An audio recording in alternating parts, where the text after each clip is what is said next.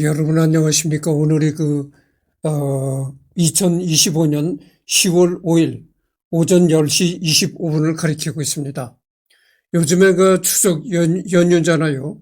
그리고 또 가을이라, 아주 굉장히 날씨가 선선하고 활동하기가 좋습니다. 그래서 어제는 인천에 아라마루 전망대라는 곳을 갔다 왔습니다. 그래서 내가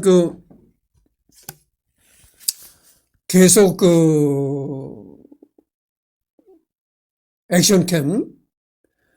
액션캠으로만 찍었었는데 액션캠을 내가 왜 주로 액션캠을 사용했냐면은 첫째가 가격이 싸요. 여러분들 내가 돈이 없는 사람이잖아요. 돈이 많은 사람이 아니라서 될 수 있는 한 이제 전략을 해서 살아가는 사람이죠, 나도. 그래서 이제 액션캠이 첫째는 가격이 싸고 둘째는 액션캠은 말이죠. 막 가지고 이렇게 막 들고 뛰면서 동영상을 찍어도 화면이 흔들리지 않습니다. 그 두 가지 이유 때문에 내가 액션캠을 주로 사용했던 거죠. 그런데 액션캠의 큰 단점이 뭐냐면은 액션캠은 이 초광각만 되지, 그리고 넓게 나오는 거, 초광각만 되지, 이 먼 데를 끌어당기는 그런 건 전혀 그런 기능이 없다는 거죠. 그래서 여러 가지를 생각해서 너무 또 액션캠만 오래 사용하니까 그래요. 그래서 잠깐만요. 어제 내가 거기 찍었던 게 이겁니다. 인천 아라마루 전망대에 가서 찍었던 게 이건데요. 이게 파나소닉 캠코더입니다. 파나소닉에서 나온 거. 근데 이걸로 찍으면 말이죠. 물론 파나소닉이라는 그 상표가 붙었죠. 파나소닉 4K라고 그러고 이제 이 조명 때문에 여기 잘 안 보이는데 하여튼 붙어 있습니다. 파나소닉 4K라고 붙어 있어요. 근데 이게 물론 손떨방 기능이 있어요. 손떨림 방지 기능이 있다는 거죠.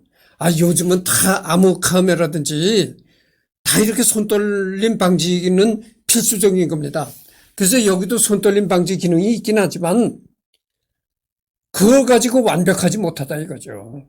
손떨림 방지 기능이 예전에 비해서는 예전 초창기에 나왔던 거에 비해서는 많이 이 손떨림 방지 기능이 있기 때문에 화면 흔들림이 많이 적어진 건 사실이에요. 그러나 완벽하진 못하다 이거죠. 특히 광각에서 촬영할 때 손떨림이 그래도 덜 가는데 이 먼 거리를 망원으로 당기잖아요. 이 망원으로 당기면 손떨림이 굉장히 심해집니다.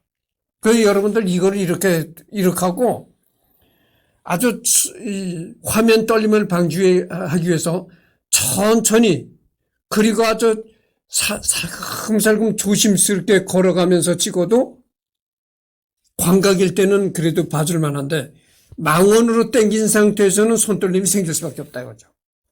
여러분들 영상에 유튜브나 이런 데서 올라온 영상을 볼 때 손떨림이 화면이 굉장히 불안정하게 떨린다.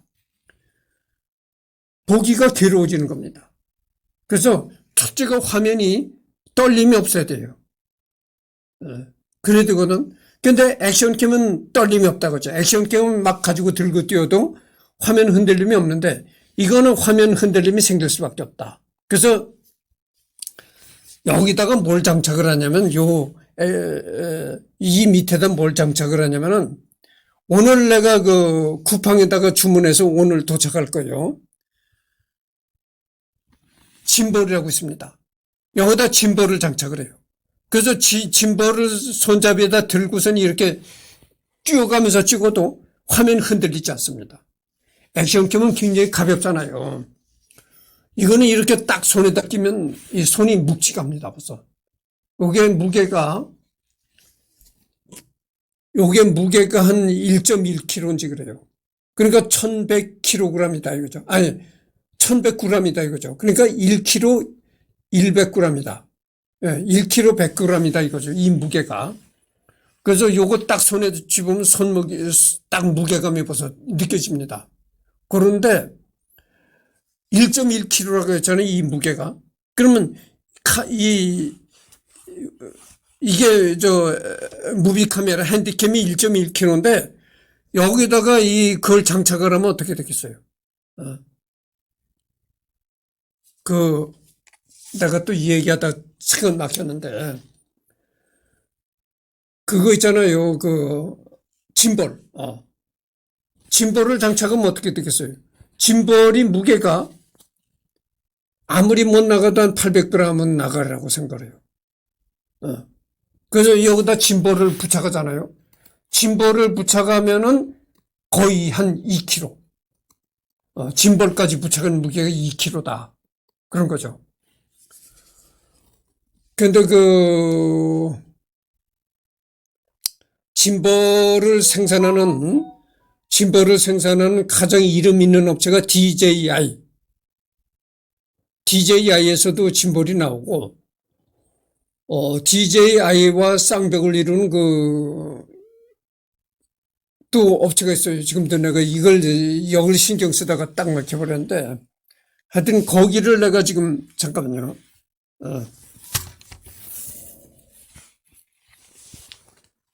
DJI와 쌍벽을 이루는 짐볼을 만드는 업체가 있거든요.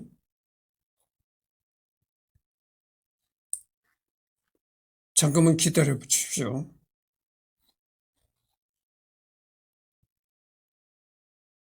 내가 구입한 그 브랜드가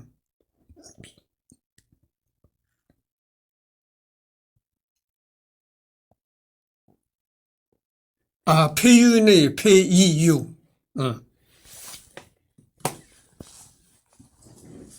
페이유라는 짐볼 업체에서 나온 걸 구입했습니다. 그래서 여기다 짐볼을 장착하면요. 이게 1.1kg라고 했잖아요. 1kg 100g 정도 나간다.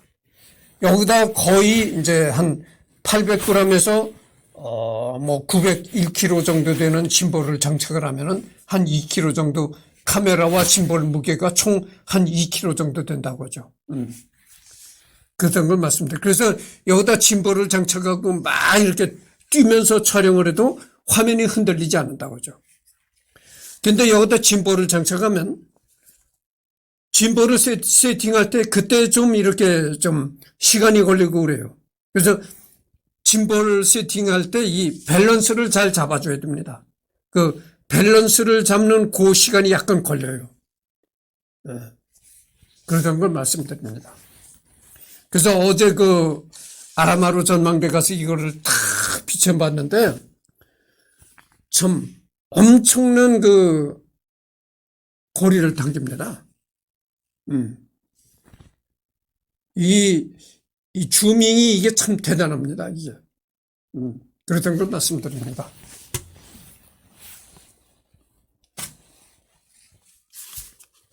그래서 여러분들 말이죠. 오늘은 히포크라테스 선서를 히포크라테스라는 인물을 하도록 하겠습니다.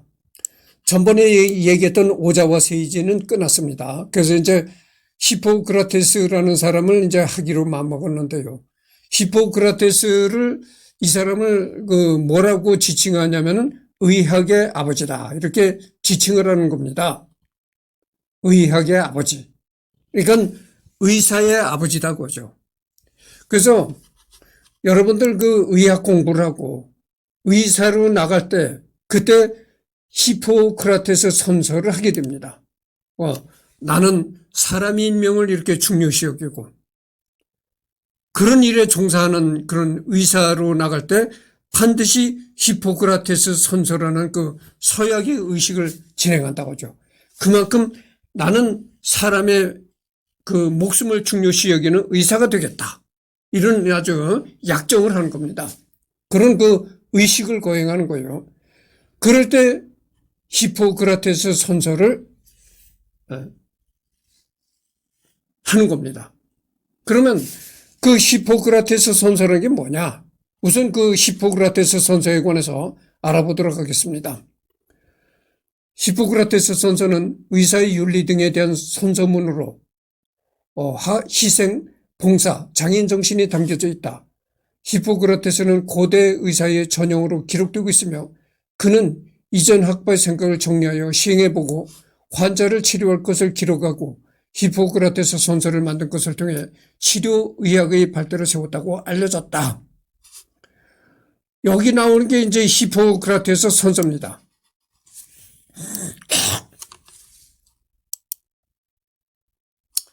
이게 이제 그리스어로 기록이 되어 있다는 거죠.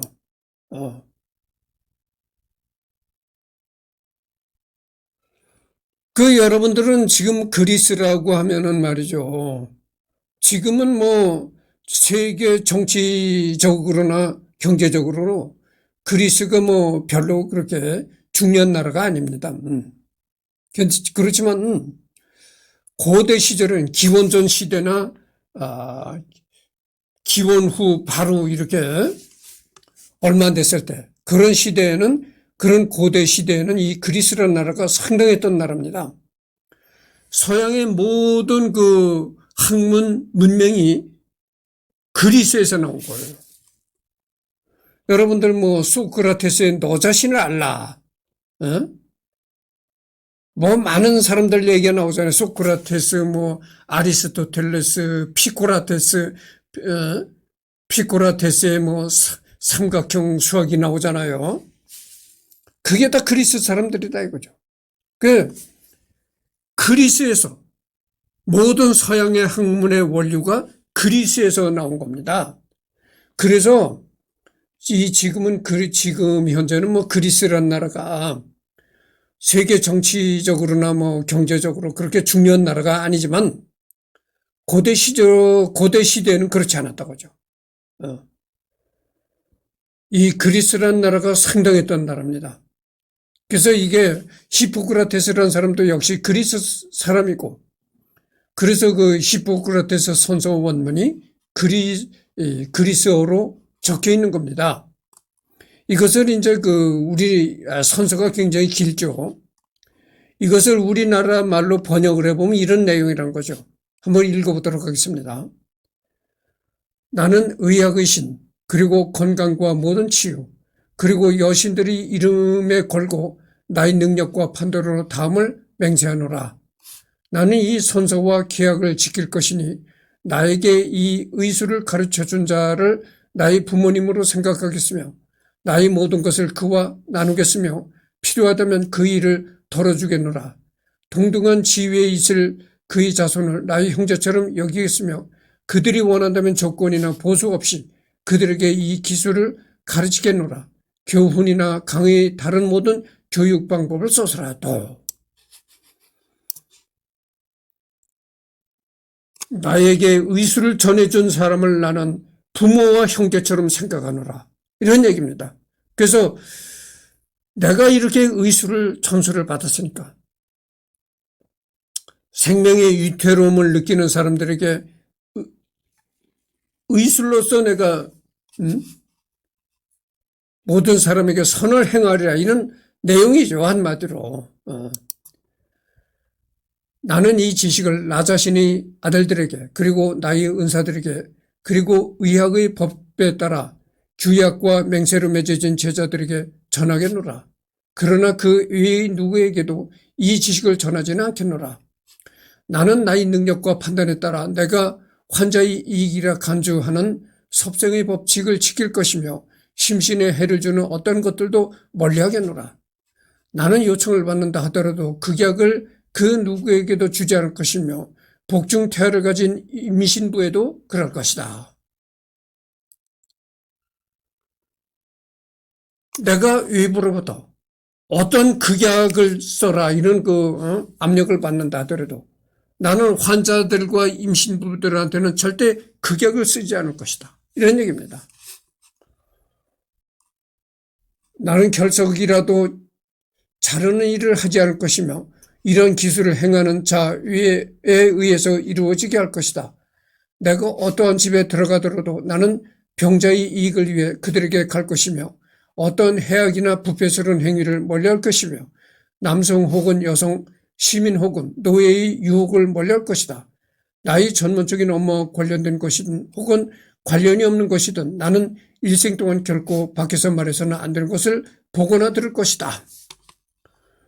나는 그와 같은 모든 것을 비밀로 지켜야 한다고 생각하기에 결코 누설하지 않겠노라. 내가 이 맹세를 깨뜨리지 않고 지낸다면 그 어떤 때라도 모든 이에게 존경을 받으며 즐겁게 의술을 펼칠 것이요 인생을 즐길 수 있을 것이다. 하나 내가 이 맹세의 길을 벗어나거나 어긴다면 그 반대가 나의 몫이 될 것이다.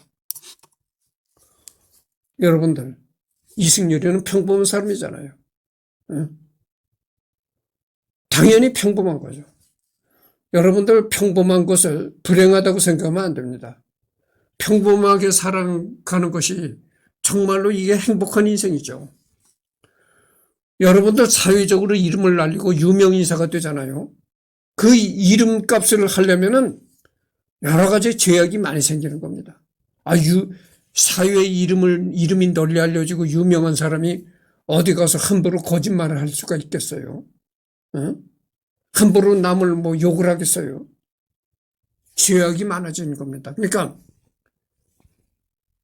반듯하게 살아야 된다는 그런 욕구가 강해지기 때문에 하고 싶은 일도 못하면서 사는 경우가 많아요.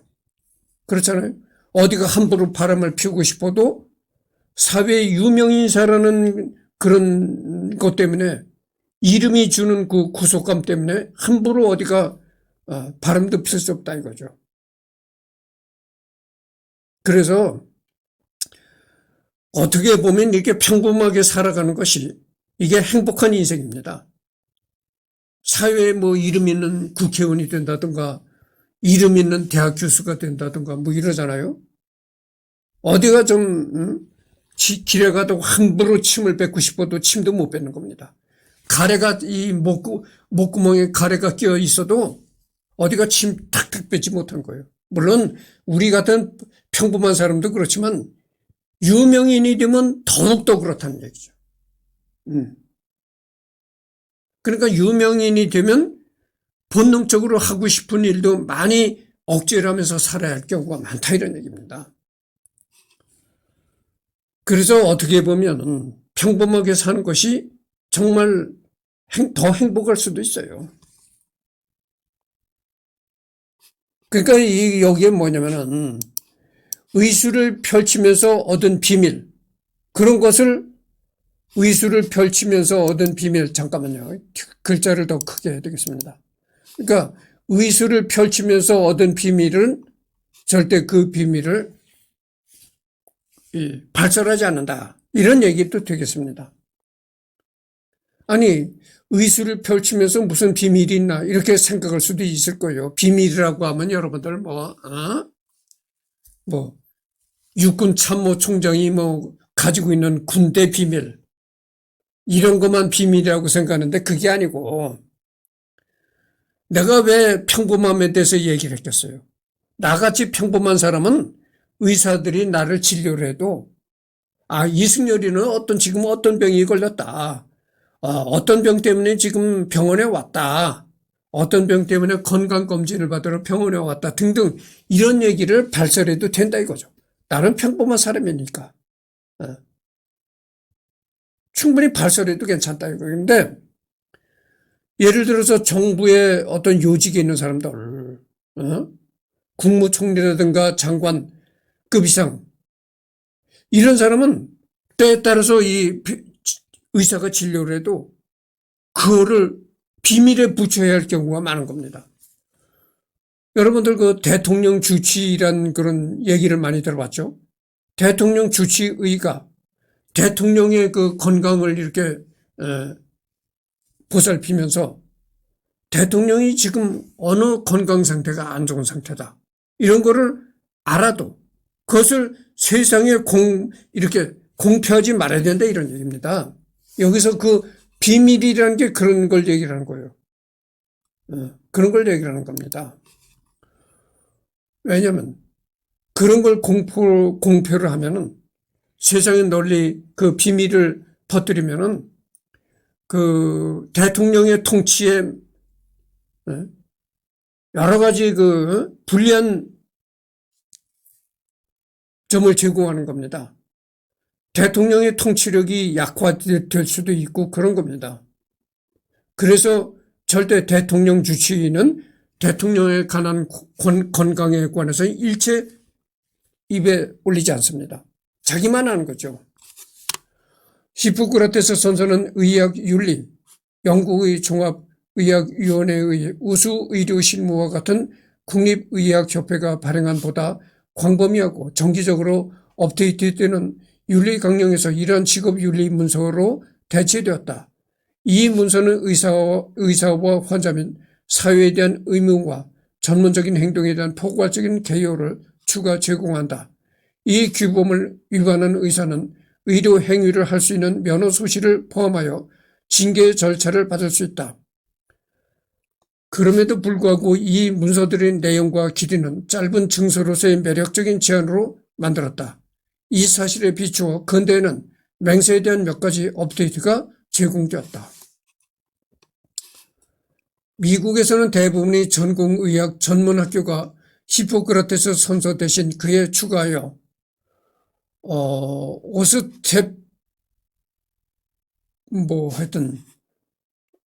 오스테포펜 1938년에 처음 사용됐으며 현재 버전은 1954년 이래로 사용됐다. 가장 중요한 개정 중 하나는 1948년 제네바 선언이라고 하는 세계의학협회가 처음 초안을 작성한 것이다.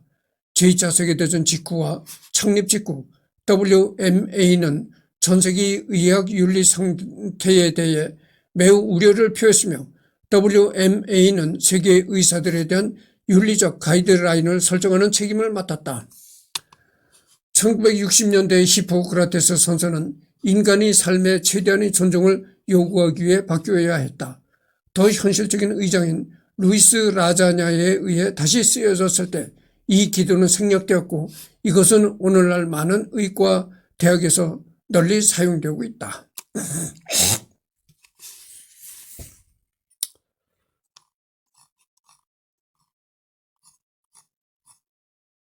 그러니까 이 히포크라테스 선서가 다시 좀 변경이 됐다 이 말이죠. 여기 보면은 루이스 라자냐라는 사람에 의해서 변경이 되었다 이런 얘기입니다. 그러니까 히포크라테스 선서라는 게 고대 그리스 시대에 작성된 문서잖아요. 그러니까 그 문서를 그대로 이어가는 것도 중요하다 하겠지만은 현대에 맞게, 현실에 맞게 이 루이스 라자냐라는 사람이 다시 일부를 고쳤는지 하여튼 그렇게 됐다 이거죠. 그래서 히포크라테스 선서를 알아봤습니다. 그러면 본격적으로 히포크라테스에 대해서 들어가도록 하겠습니다.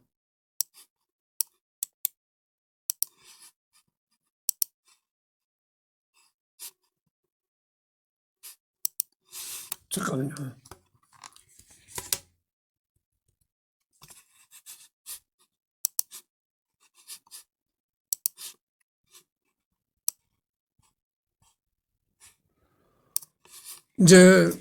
이 사람이 의학의 아버지라고 불리는 히포크라테스입니다. 고대 그리스의 의사.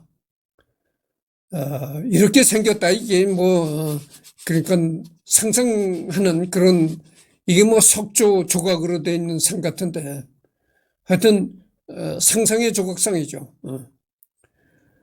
이름 히포크라테스 2세. 그러니까 이 사람도 히포크라테스라는 사람의 아들이네요. 2세라고 했으니까.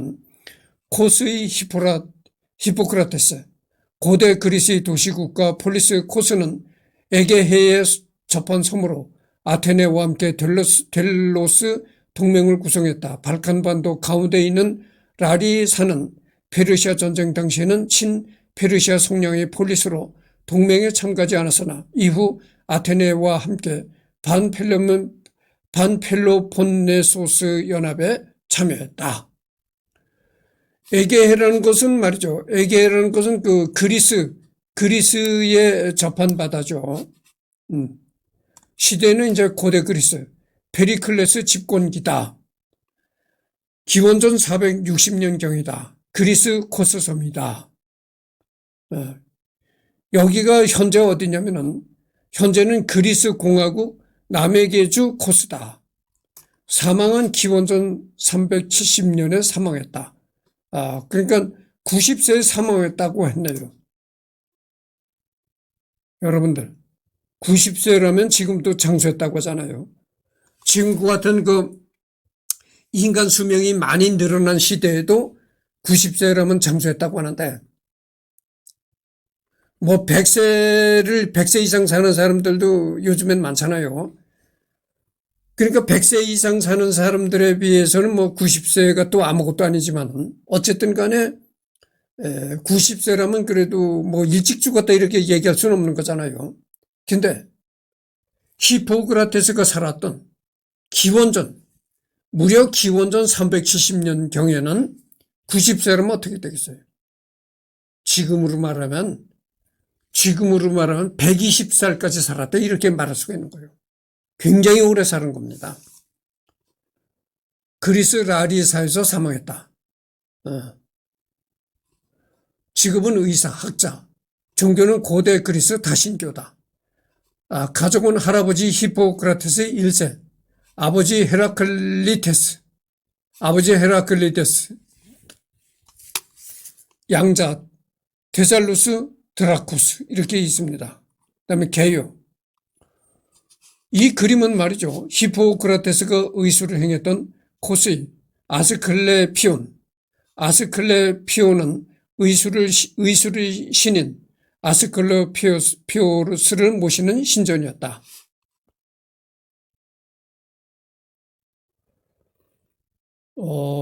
아스클레피온이라는 사람은 의술의 신인이라고 하는 사람이 있는데 의술의 신이었다고 칭송받는 사람인데 그 의술의 신이라고 칭송받았던 아스클레피오스라는 사람이 이런 신전에서 살았다. 이런 게 그림으로 그린 겁니다. 고대 그리스 시기 활동했던 의사, 당시까지만 해도 종교적 신비주의 일원으로 다뤄졌던 의술을 학문적 개념으로 분리하는 시도를 했다는 점에서 서양에서 의학의 아버지로 불리고 있으며 그의 이름을 따 오늘날에도 전 세계 의과대학의 졸업식에서 시행되는 히포크라테스 선서로도 유명하다. 내가 그렇잖아요. 의학을 공부하고 그다음에 하여튼 의학 분야로 나갈 때 히포크라테스 선서를 한다고 내가 그러잖아요. 다만 현재 낭송되고 있는 선서문은 히포크라테스가 선서한 원문이 아니라 1948년 스위스 제네바에서 열린 제22차 세계의사회 개정 선언문이다. 기존의 선서 내용은 고대 그리스 시대의 관점에서 작성한 글이다 보니 현대의 도덕 윤리나 사회 요소와는 어긋날 수 있는 부분이 있기 때문이다.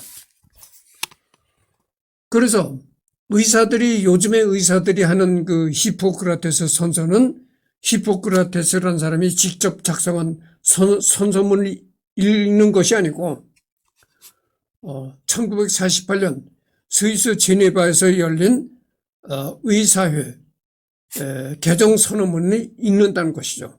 그러니까 고대 그리스의 히포크라테스가 했던 그런 선언문과는 약간 좀 다르다 이런 얘기입니다.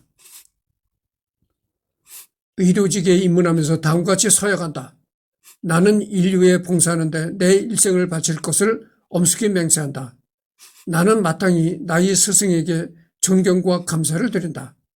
나는 양심과 위엄을 가지고 의료직을 수행한다. 나는 환자의 건강을 최우선하여 고려할 것이다. 나는 알게 된 환자의 비밀을 환자가 사망한 이후에라도 누설하지 않는다. 나는 나의 능력이 허락한 모든 방법을 동원하여 의료직의 명예와 위엄 있는 전통을 지킨다. 동료는 나의 형제며 자매다. 나는 환자를 위해 내 의무를 다하는 데 있어 나이, 질병, 장애, 교리, 인종, 성별, 국정, 정당, 종족, 성적 지향, 사회적 지위 등에 따른 차별을 하지 않는다. 나는 위협을 받더라도 인간의 생명을 그 시작에서부터 최대한 존중하며 인류를 위한 법칙에 반하여 나의 의학 지식을 사용하지 않는다.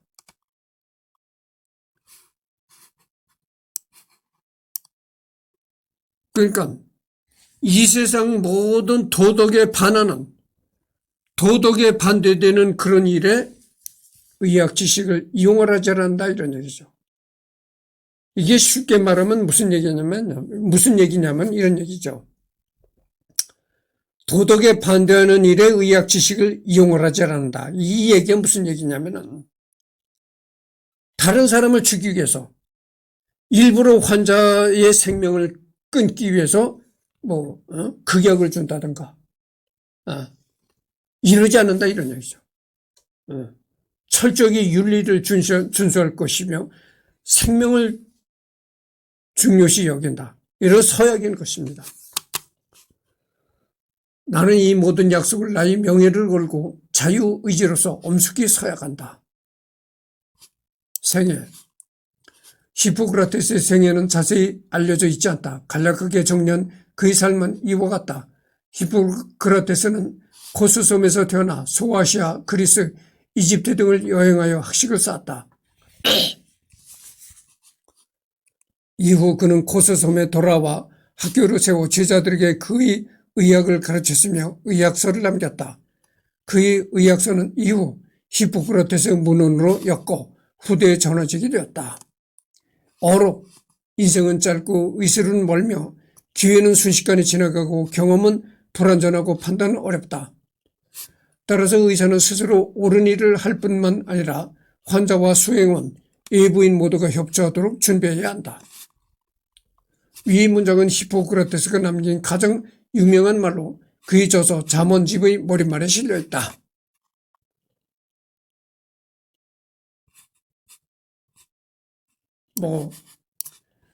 인생은 짧고 예술은 길다 이런 말도 있잖아요. 그런 논법이죠. 인생은 짧고 의술은 멀다.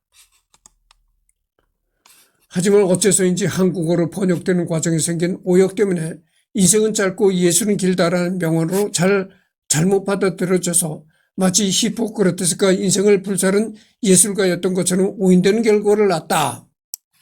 방금 내가 얘기한 인생은 짧고 예술은 길다.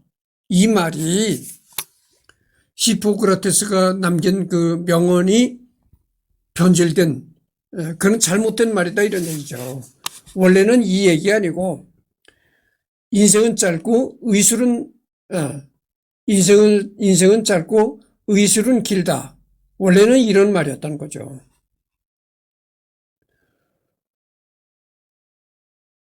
그래서 이를 라틴어로 바꾸면 하여튼 영어로는 life is short, art long이 된다. 그런데 영한 사전에서 art의 첫 번째 의미는 곧 예술이므로 번역가가 작가의 정체와 책의 맥락을 파악하지 못한 채 문장 하나만 보고 예술은 길다고 번역한 것이 그만 세간에 퍼져버린 것이다. 이 어떤 번역가가 잘못된 실수로 이런 얘기가 나왔다는 거죠. 인생은 짧고 예술은 길다라는 이런 이제 잘못된 얘기가 이제 세상에 퍼지게 됐다 이런 얘기입니다.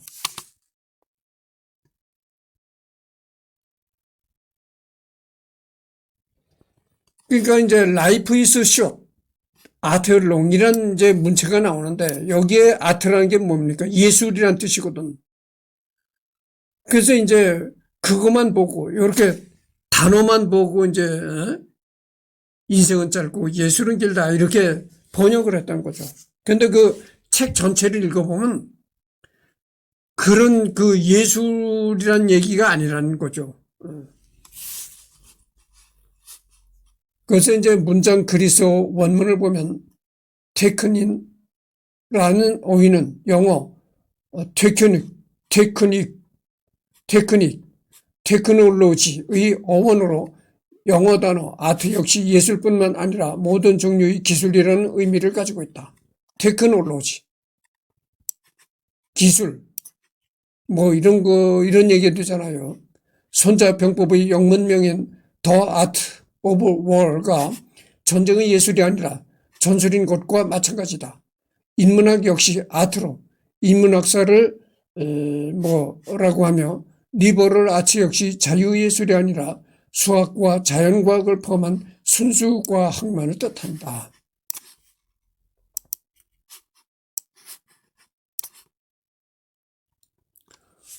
이걸 내가 리딩해 보면서 느끼는 게 이런 얘기입니다.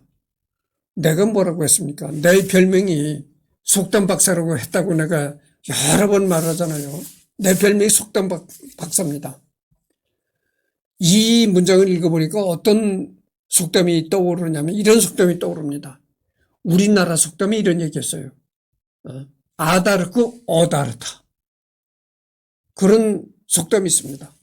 정말 어다르고 아다른 겁니다.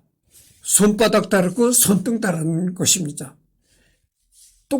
이 손이란 건 똑같은 거잖아요. 손등이나 손바닥이나 손등이나 똑같은 손이잖아요. 그러나 똑같은 손이지만 손바닥과 손등은 다르다. 이런 얘기죠. 아다르고 어다르다. 그래서 그런 언어나 이 문장은 그런 아다르고 어다른 미묘한 문제가 있는 겁니다. 그래서 그 미묘한 차이를 다 알아채고 제대로 번역한다는 것이 어려운 얘기죠. 앞으로는 AI, 인공지능이다, 번역까지 한다, 이런 시대에 돌입했잖아요. 근데 이 번역이라는 게 참 어려운 겁니다. 그러니까 그 일상적인 용어, 나는 지금 어디로 향하고 있다. 어디를 지금 여행하려고 한다.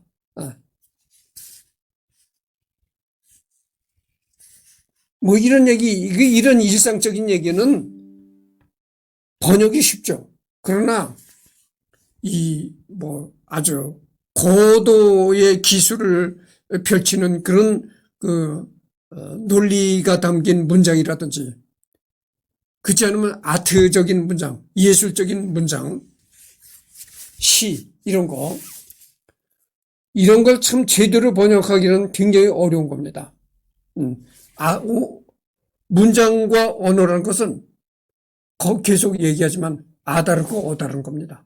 손바닥 다르고 손등 다른 그런 미묘한 문제가 존재하는 것이 예술적인 문장이요. 테크놀로지적인 문장이다. 이 기술적인 그런 과학기술적인 그런 논문을 담은 문장이다. 그런 걸 번역할 때는 상당히 어렵다 이런 얘기죠. 아다르고 어다른 그런 미묘한 문제를 알아서 제대로 번역하는 것이 어려운 얘기입니다. 결론적으로 히포크라테스 자신이 의학자라는 것을 고려하면 문맥사항은 예술이 아니라 의술이며 사람의 인생은 짧은데 의술은 익히기는 것은 오래 걸린다는 의미로 소년이로 학난성은 늙기는 쉬우나 학문을 이루기 어렵다에 가깝다. 그 뒤 문장까지 알면 더 명확해지는데 기회는 순식간에 지나가고 판단은 어렵다. 이는 의료 현장이 매 순간 실전이라는 것을 강조하는 문장이다.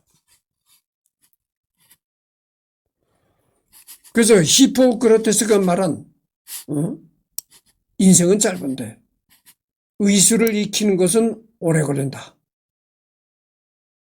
이 얘기가 우리나라의 전통적으로 내려오는 소년이로 학난성이라는 말과 일맥상통한다 이런 얘기입니다.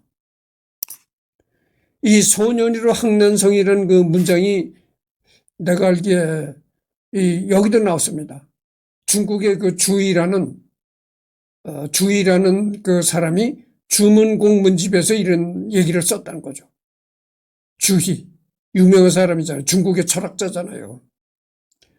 언젠가 내가 이 주희에 관해서도 내가 할 것이죠.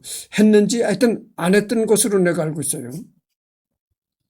언젠가 내가 기회가 되면 이 주희라는 인물에 관해서도 내가 하겠습니다. 이런 얘기를 주희라는 사람이 했다는 거죠. 소년이로 학난성. 소년은 늙기는 쉽지만 학문을 이루기는 어렵다. 이런 얘기예요. 누구나 이 세상에 태어나면 늙어가는 건 쉬운 일이다 이거죠. 세월이 지나가면 자연히 늙어갈 수밖에 없는 거였고 그 세월이라는 것도 화살과 같이 빠르게 지나간다 이런 얘기죠. 세월이란 게 얼마나 빠릅니까? 사람 길어봐야, 아무리 길어봐야 100살. 100년이 여러분 뭐 그렇게 긴 세월이 아니잖아요. 금방 가는 겁니다. 눈 깜짝하면 100년이 지나가는 거예요. 그러니까 그렇게 빨리 세월이 가니까 그야말로 늙어가는 건 굉장히 쉽다. 그러나 그 기간 동안 학문의 성과를 이루는 거, 학문을 익히기는 어렵다 이런 얘기죠. 그래서 이 히포크라테스가 말한 인생은 짧은데 의술을 익히는 것은 참 어렵다. 이런 얘기와 일맥상통한다 이런 얘기입니다. 그래서 지금 40분을 경과했거든요. 그래서 여기서부터 이제 다음 시간에 오늘 오후에도 또 이제 뭐 녹화를 하게 될런지 아니면은 뭐 오늘 오후에는 녹화를 또 못할런지 모르겠습니다. 요즘에 하여튼 어제는 내가 그 인천에 그 아라마루 전망대를 갔다 왔지만 내가 외출을 하는 것이 너무 더워가지고 더운 것도 괴롭고 추운 것도 괴롭잖아요. 그래가지고 너무 날씨가 더워가지고 내가 외출을 내가 자제를 했었는데 날씨가 이제 선선해지니까 이제서부터 외출을 하는 거죠. 그래가지고 요즘에 뭐 추석 연휴라 시간도 많고 그래서 추석 연휴가 끝나기 전에 한 번 더 이제 외출을 하려고 합니다. 이제 김포에는 애기봉 평화 생태공원이라는 곳이 있어요. 거기를 한번 갔다 오려고 합니다. 그래서 오늘 또 녹화를 하게 되려는지 하여튼 마음이 땡기면 하고 땡기지 않으면 안 할 것입니다.